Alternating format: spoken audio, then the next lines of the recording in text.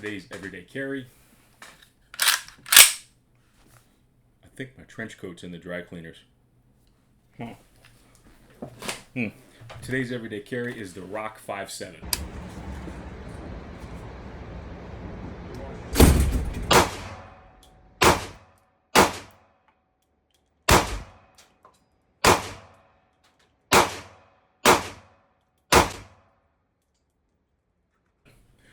Rock 5.7 is an interesting firearm. First, foremost, this is not loaded. If I'm carrying it, it's always loaded.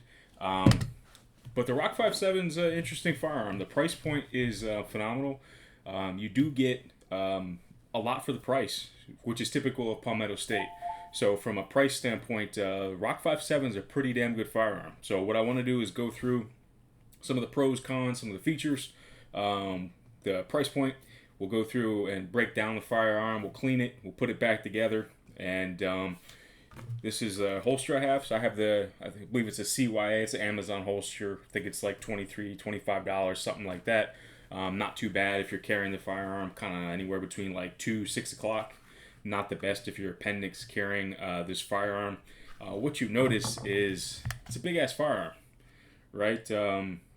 I'm not that happy to see you. I just have a big-ass firearm in my pants. So the capacity on this is phenomenal, but it is a big package. There's some pros and cons to it. We'll go through it.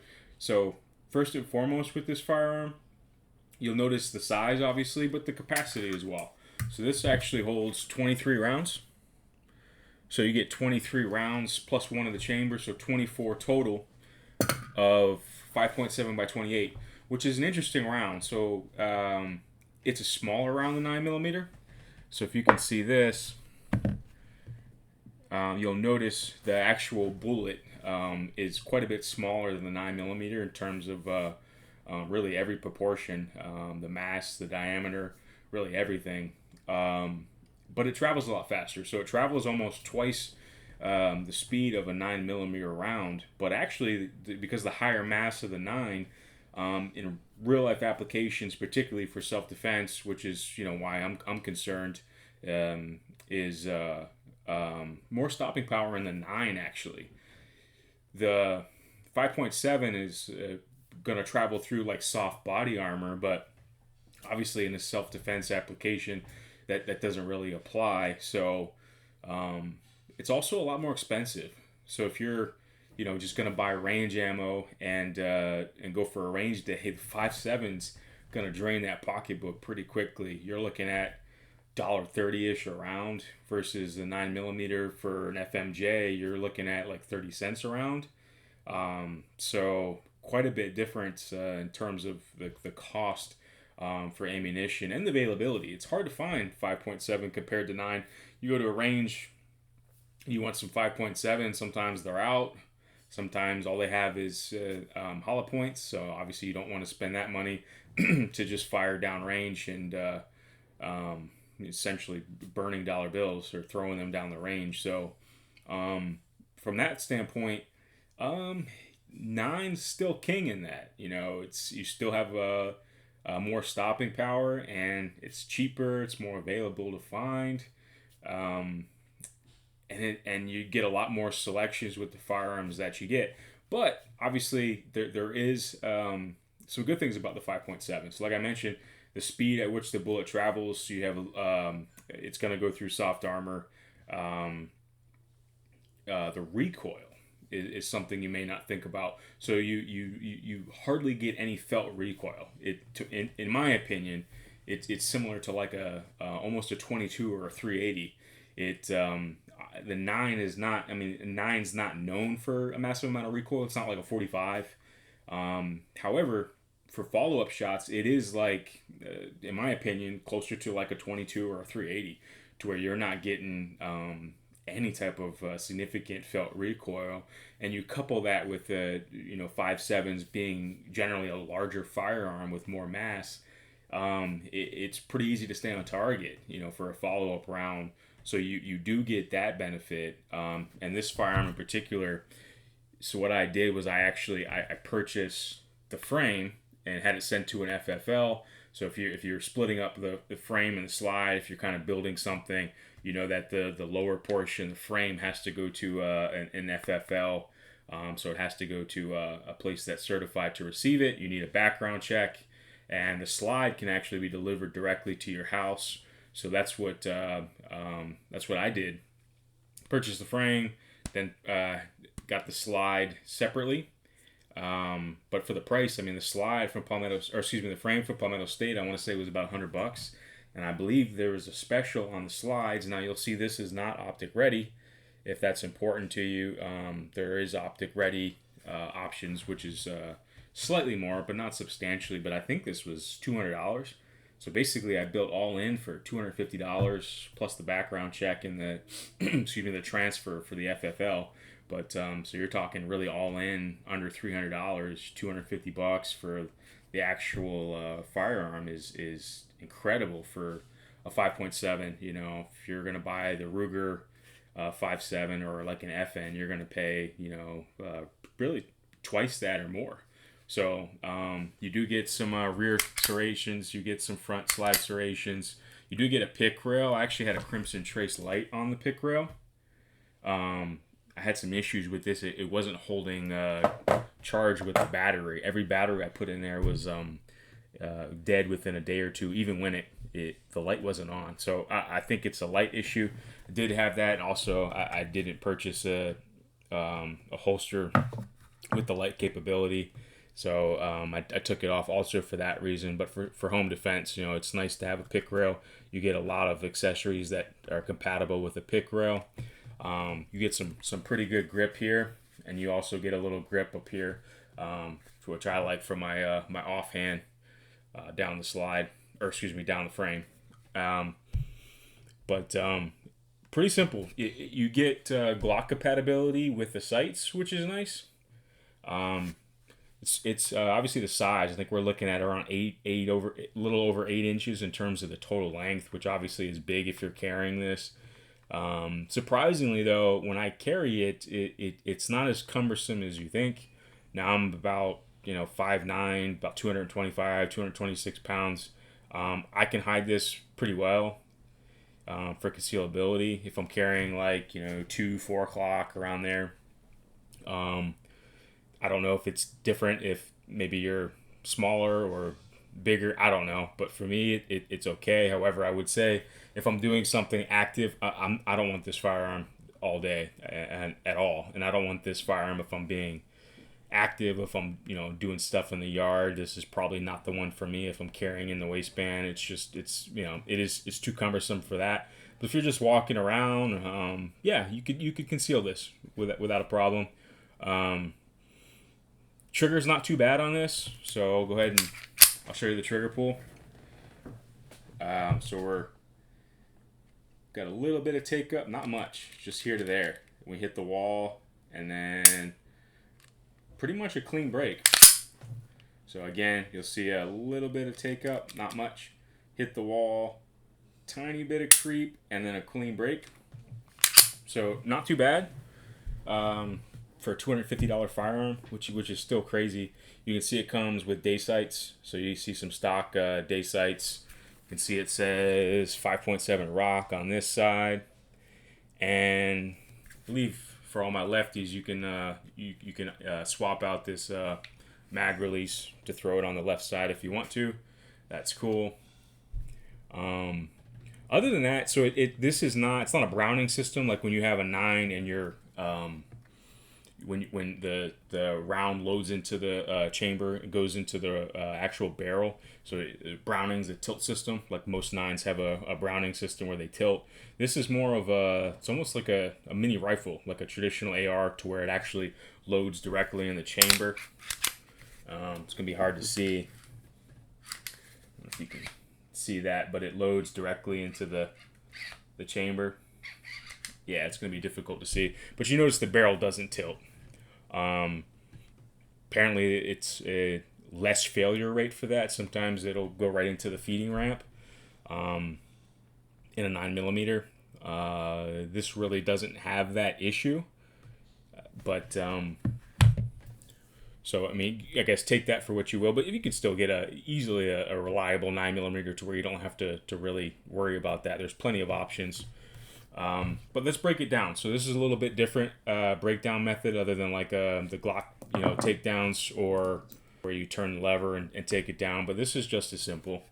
So we're gonna take a little tension off the guide rod. We're gonna actually pull this down here, and then we're gonna let this come forward, squeeze the trigger, and then this will slide right off. All right, you can see big ass guide rod. All right, we'll take the barrel out.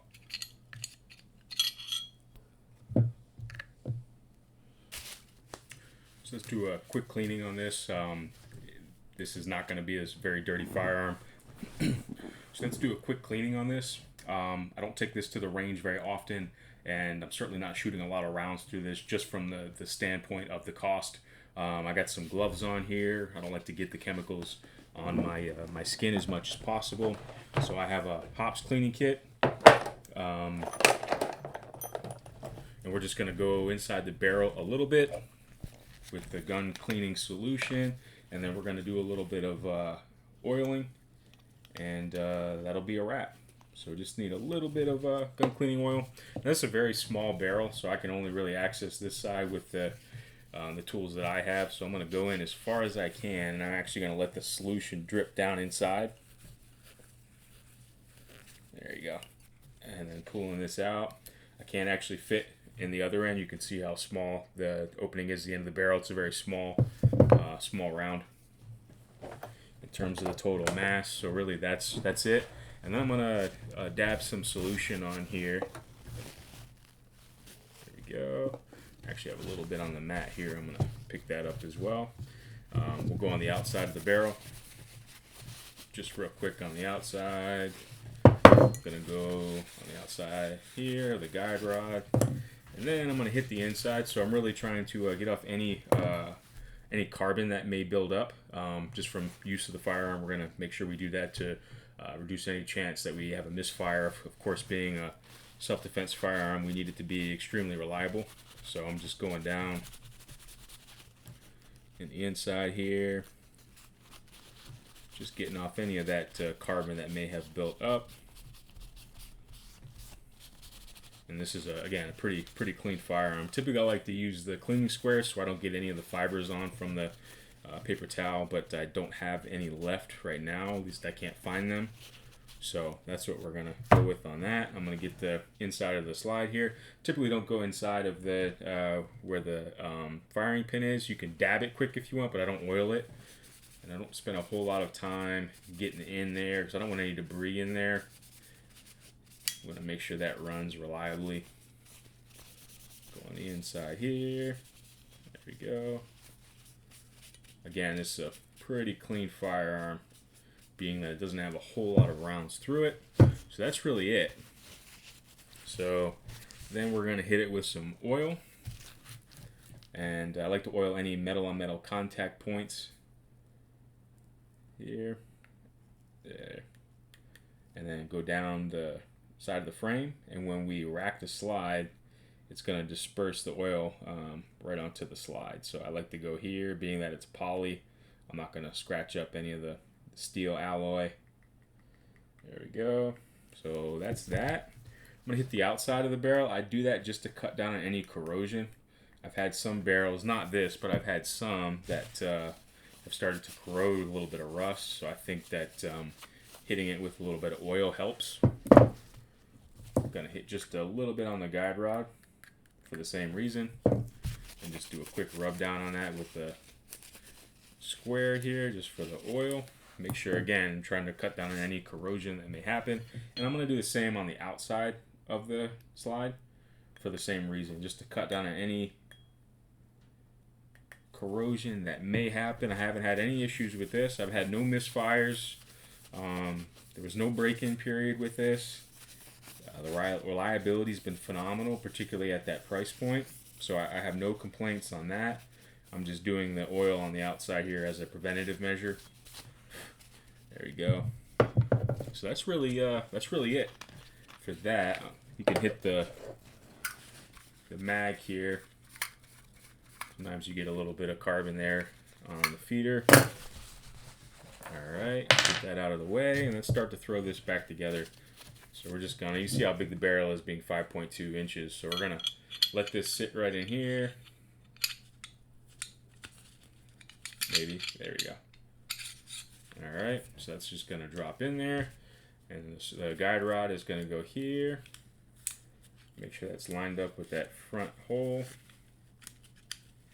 There we go, and I'm not taking the barrel with me.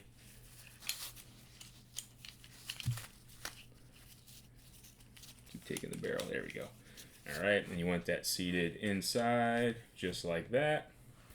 And this is a little different than maybe a 9mm, to where it has cutouts for the guts inside here. So we actually don't have that. So what you do is you're going to have to line the barrel up here.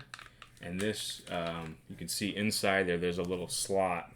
And this is going to have to go inside there as the guide rod's seated. No big deal.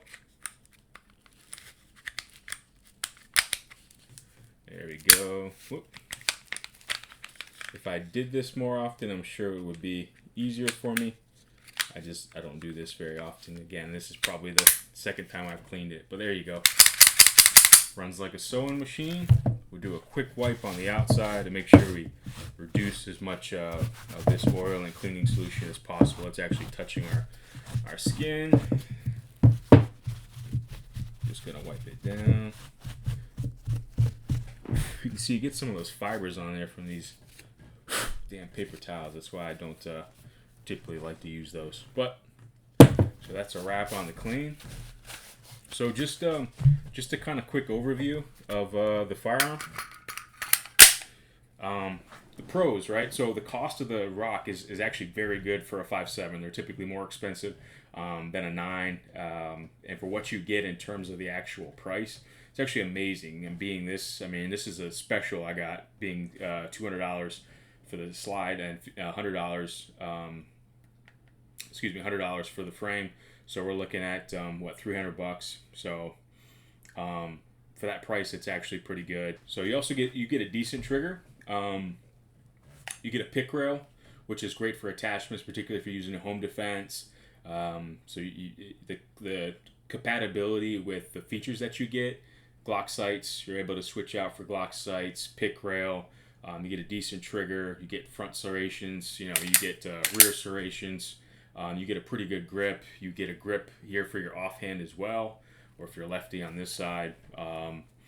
You get a pretty accurate gun, all for a price point of under $300 or around $300.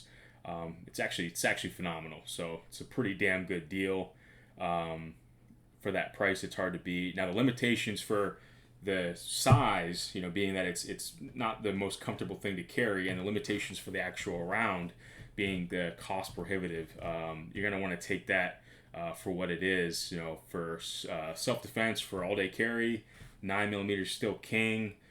This is kind of, it's not a novelty, but it's great to kind of add to your collection. But if you had to go one firearm, this certainly is not it for everyday carry. So keep that in mind. However, if you want to add to your collection, it's hard to beat this firearm for the price and the features that you get. So you got a little fibers from the paper towel, but another close-up look of it. All right. So, overall, a solid purchase.